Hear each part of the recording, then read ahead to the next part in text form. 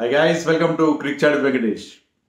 So India driver seat lo undi day 3 ఆట ముగిసేసరికి Perth test లో total domination 530 runs చేయాలి వాళ్ళు గెలవాలంటే. కానీ ఆడిన 4.2 ఓవర్లో 3 వికెట్లు పోయినాయి, ఇంక్లూడింగ్ కవాజా అండ్ మార్నస్ లబుషియన్. వాళ్ళ కెప్టెన్ కమిన్స్ కూడా అవుట్ అయ్యాడు. సో మళ్ళీ Bumrah was at it again. మళ్ళీ 2 వికెట్లు తీశాడు. సిరాజ్ అతనికి సపోర్ట్ చేసి 1 వికెట్ తీశాడు.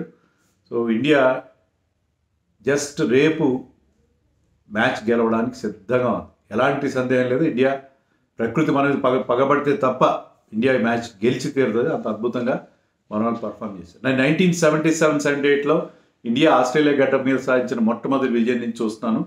కానీ ఇంత డామినేషన్ ఆస్ట్రేలియాలో ఎప్పుడు చూడలేదు. చాలా మ్యాచ్లు గెలిచాం, కానీ ఈ మ్యాచ్ గెలిచినంత అథారిటేటివ్గా మనం గెలవడం అనేది గతంలో ఎప్పుడూ లేదని నేను చెప్పడానికి ఎలాంటి సందేహం లేదు. మ్యాచ్ గెలవలేదు, అయినా కూడా గెలవడం ఆల్మోస్ట్ ఖాయం. ఎందుకంటే అంత టోటల్గా డామినేట్ చేయడం మనం చూసాం. ఈవెన్ సెకండ్ డే రోజు ముగిసేసరికే మనం చాలా మంచి పొజిషన్లో ఉన్నాం. కానీ ఏమన్నా జరగచ్చు క్రికెట్లో అని అనుకున్నాం. కానీ థర్డ్ డే రోజు కూడా అదే డామినేషన్ కంటిన్యూ అయింది, thanks to that young man Yashasvi Jaiswal and that senior pro Virat Kohli. వీళ్ళిద్దరు కాదు, ఈవెన్ రాహుల్ కూడా ఈరోజు కొద్దిసేపు ఉన్నా చక్కగా బ్యాటింగ్ చేశాడు. తర్వాత పడిక్కల్, వాషింగ్టన్ సుందర్, నితీష్ కుమార్ రెడ్డి మళ్ళీ ఒక T20 కైండ్ ఆఫ్ ఇన్నింగ్స్ ఆడాడు, 38 నాట్అవుట్, 140 స్ట్రైక్ రేట్తో. సో అందరూ బాగా పర్ఫామ్ చేశారు. తర్వాత 5 ఓవర్ల ఆట మిగిలి ఉందనుకుంటే దాంట్లోనే 3 వికెట్లు తీసేశారు మన బుమ్రా అనుకో. So that kind of a domination India. మనం న్యూజిలాండ్తో మనం పూర్తిగా డౌన్ అండ్ అవుట్గా ఉన్న టీము ఆస్ట్రేలియా వచ్చి ఒక డిఫరెంట్ టీమ్గా కనిపించింది, thanks to particularly mainly to Bumrah. So ఈరోజు మార్నింగ్ చాలా బాగా స్టార్ట్ చేశారు మన వాళ్ళు. Rahul looking more and more confident. కొన్ని బ్యూటిఫుల్ కవర్ డ్రైవ్స్ కొట్టాడు రాహుల్. అండ్ యశస్వి ఆల్సో సెంచరీకి దగ్గరలో ఉన్నాడు. కొంచెం తడబడినట్టు అనిపించినా కూడా ఎప్పుడైతే ఆ సెంచరీ ఒక మంచి అప్పర్ కట్తో సెంచరీ కంప్లీట్ చేశాడో అతను కూడా చాలా కాన్ఫిడెంట్గా అనిపించాడు. రాహుల్ ఒక గుడ్ బాల్ అవుతాడు స్టార్క్ బౌలింగ్లో, just outside off stump, had to play at it and was caught behind. But Rahul out అయిన తర్వాత కూడా పడిక్కల్ కూడా బాగా పర్ఫామ్ చేశాడు. సో లంచ్ వరకు మనం 1 వికెట్ మాత్రమే కోల్పోయాం. ఇద్దరు కూడా Padikkal and Yashasvi Jaiswal were looking very very good. Lunch తర్వాత ఫస్ట్ ఓవర్లోనే పడిక్కల్ అవుట్ అయ్యాడు. బట్ విరాట్ కోహ్లీ స్టార్టింగ్ నుంచి కూడా చాలా కాన్ఫిడెంట్గా కనిపించాడు. The Virat Kohli we have seen in India చాలా టెంటేటివ్గా అగైన్స్ స్పిన్ కనిపించిన విరాట్ కోహ్లీ.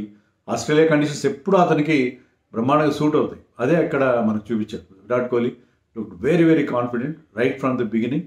సో జైస్వాల్, విరాట్ కోహ్లీ కలిసి మరొక మంచి పార్ట్నర్షిప్ వాళ్ళిద్దరి మధ్య మనం చూసాం. అండ్ జైస్వాల్ 150 కంప్లీట్ చేసుకున్నాడు క్విక్గా, 161 చేసి జైస్వాల్ అవుట్ అయ్యాడు. But Virat Kohli was there and Virat Kohli was look very very good. And tea విరామం తర్వాత బాల్ స్టార్టెడ్, క్రాక్స్ ఓపెన్ అయినాయి, బాల్స్ టర్న్ అవ్వడం, కొన్ని బాల్స్ ఫాస్ట్ బౌలర్స్ వేసిన లో అవ్వడం అన్నీ కనిపించింది. అండ్ యశస్వి అవుట్ అయిన తర్వాత పంత్ అండ్ జురెల్ కూడా తొందరగా అవుట్ అయిపోయారు. పంత్ ఒక పెద్ద షాట్ కోసం వెళ్ళాడు, స్టంప్స్ వదిలేసి వెళ్ళిపోయాడు. అంటే అతను స్టైల్ అది. జురెల్ కూడా ఎక్కువసేపు లేడు. సో ఈ 3 వికెట్లు 7-8 రన్స్ తేడాలు పడిపోయింది. 320 ఎప్పుడు, కానీ అప్పటికీ మనం స్ట్రాంగ్ పొజిషన్లో ఉన్నాం. బట్ ఒకసారి 3 వికెట్లు పడేసరికి కొంచెం ప్యానిక్ అనిపించింది. బట్ తర్వాత మనకి వాషింగ్టన్ సుందర్ మంచి సపోర్ట్ ఇచ్చాడు. వాషింగ్టన్ సుందర్ ఇచ్చిన సపోర్ట్తో విరాట్ కోహ్లీ కూడా బ్రహ్మాండంగా పర్ఫామ్ చేయడం మనం చూసాం. ఇద్దరి మధ్య ఒక మంచి హాఫ్ సెంచరీ పార్ట్నర్షిప్ చూసాం. So India was looking very good. Washington కూడా మంచి బ్యాటింగ్ చేశాడు, కానీ అతను కూడా ఎక్కువసేపు నిలబడి 29 చేశాడు Washington. But Virat Kohli and Nitish Kumar Reddy వాళ్ళకి ఏంటంటే ఇక డే క్లోజ్ అవుతున్న టైంలో అర్థమైంది, declaration was round the corner. So they went for big shots. Virat Kohli కానీ నితీష్ కుమార్ రెడ్డి కానీ. ఇంకా ఆస్ట్రేలియా పూర్తిగా డిఫెన్స్లో పడిపోయింది. సో విరాట్ కోహ్లీ సెంచరీ పూర్తి చేసిన తర్వాత ఇండియా డిక్లేర్ చేసింది. And Nitish remained not out on 38. Virat కోహ్లీకి 7th test 100 in Australia. And పెర్త్లో 200 అతనికి. పెర్త్లో మనం చెప్పుకున్నాం అక్కడే అతని కెరియర్ మళ్ళీ టెస్ట్ కెరియర్ అక్కడే అతనికి తన ప్లేస్ని సుస్థిరం చేసుకున్నాడు. ఎందుకంటే ఫస్ట్ ఇన్నింగ్స్లో ఒక 30, సెకండ్ ఇన్నింగ్స్లో 75 చేశాడు 2012లో.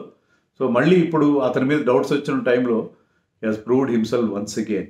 ఇక్కడ స్పిన్ తిరుగుతుంది, బాల్ టర్న్ అవుతుంది, అయినా కూడా నేతన్ లైన్ మీద కూడా విరుచుకుపడ్డాడు, మరి పార్ట్ టైమ్ స్పిన్నర్స్ మీద విరుచుకుపడ్డాడు. సో విరాట్ కోహ్లీ మళ్ళీ once again has proved his critics wrong. చాలామంది ఈ టూర్ తర్వాత విరాట్ కోహ్లీ రిటైర్ అయిపోతాడు, విరాట్ కోహ్లీ పని అయిపోయింది అనుకున్న వాళ్ళందరి నోళ్ళు చాలా సక్సెస్ఫుల్గా మరొకసారి విరాట్ కోహ్లీ ముగించాడు. So class is permanent, form is temporary అని మరొకసారి విరాట్ కోహ్లీ ప్రూవ్ చేశాడు. నితీష్ కుమార్ రెడ్డి వండర్ఫుల్. ఫస్ట్ ఇన్నింగ్స్లో ఎంత బాగా ఆడాడో, సెకండ్ ఇన్నింగ్స్లో అంత కాన్ఫిడెన్స్, అంత యంగ్ మ్యాన్కి ఫస్ట్ టెస్ట్ మ్యాచ్ ఆడుతున్నవాడికి ఎలా వస్తుందో అర్థం కాదు. సో అతను కూడా ఏంటంటే అతను సెలక్షన్ క్వశ్చన్ చేసిన వాళ్ళందరి నోళ్ళు ముగించాడు. సో ఇండియా భారీ స్కోర్ 487 చేశారు, with loss of just 6 wickets declare చేశారు. తర్వాత ఫస్ట్లోనే ఖవాజాని ఎల్బిడబ్ల్యూ అవుట్ చేశాడు బుమ్రా. తర్వాత సిరాజ్ నైట్ వాచ్మెన్గా 25 మినిట్స్ ఎంత ఆట ఉన్నప్పుడు నైట్ వాచ్మెన్గా వచ్చాడు. కమిన్స్ని కూడా సిరాజ్ అవుట్ చేశాడు. నెక్స్ట్ మానస్ లబుషేన్ కూడా ఎల్బిడబ్ల్యూ అవుట్ చేశాడు Bumrah. So 12 for 3, they are down and out.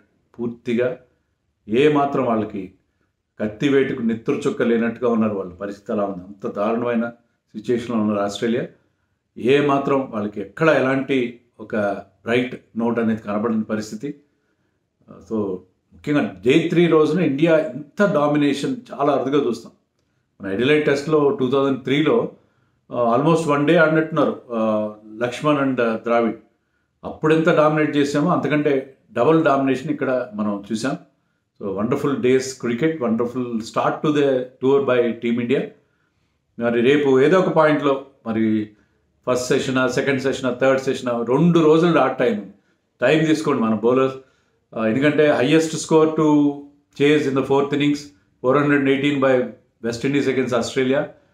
Brian Lara కెప్టెన్గా ఉన్నప్పుడు, ఇప్పుడు లాంగ్ బ్యాక్. సో ఆ 418 ఇక్కడ 537 చేయాలి వాళ్ళకి గెలవాలంటే.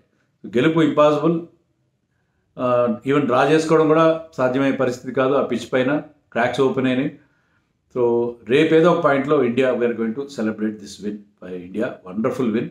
3 వరుస పరాజయాలు న్యూజిలాండ్తో తర్వాత ఇండియన్ క్రికెట్ మళ్ళీ ఒక్కసారి పుంజుకుంది. ఐపీఎల్ ఆక్షన్ కూడా దాని మీద దృష్టి లేదు. చాలా అతి కష్టం మీద వీడియో చేస్తున్నాను. ఆక్షన్ స్టార్ట్ అయిపోయి ఉంటుంది అక్కడ.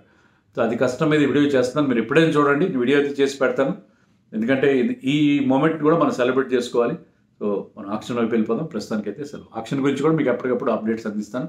వీలైతే ఏదో ఒక టైంలో లైవ్ వెళ్ళినా కూడా ఆశ్చర్యం లేదు.